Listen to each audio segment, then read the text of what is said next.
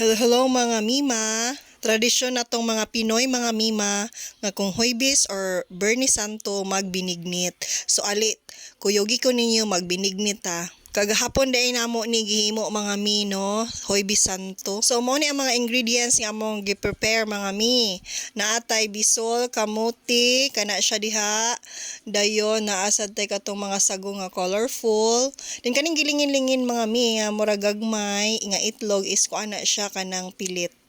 Gilingin-lingin mo ni makapasamot og galami. Nasa tay sugar and milk og nangka. So wala tay nagdugay, haling dayon ta, giuna nato og lunod ang katong mga gahi-gahi katong bisol, kamuti. Actually naanta pod mi kamanting pero amo na lang gi lungag kay lami man kaayo parisan og kinilaw. Dayon gilunod na sad nato diha ang saging nga hinog. Next is kaning bilo-bilo, kaning lingin nga pilit. Lami kay na siya mga mimo ni makapasamot ka lami sa ato ang binignit. Nga na adayo, kay ako ikaw yun.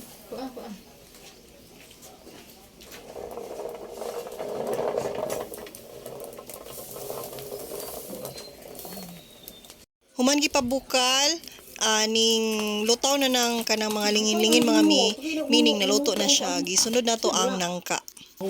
After is ang sago nga mao ni nakapa-colorful sa atong binignit nga lami. Sus lami na kayo. Dayon ang gatas, duha ni siya ka klase nga gatas katong condensed milk ni siya mga mi dayon o beef flavor ang isa pod katong regular flavor lang.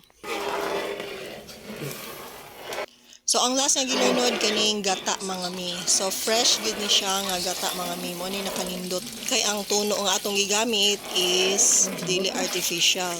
So very lami gud ni siya kayo mga mima. Dayon human na din na siya butang og central mga mi sugar. And then charan human na. Oh, super lami mga mi. So nagi-attack din sa Team Inisito. Nasinaw na dayon pagka Bernie Santo. Og maura to daghang salamat sa pagtan-aw mga mi. Bye bye. Yurot niya.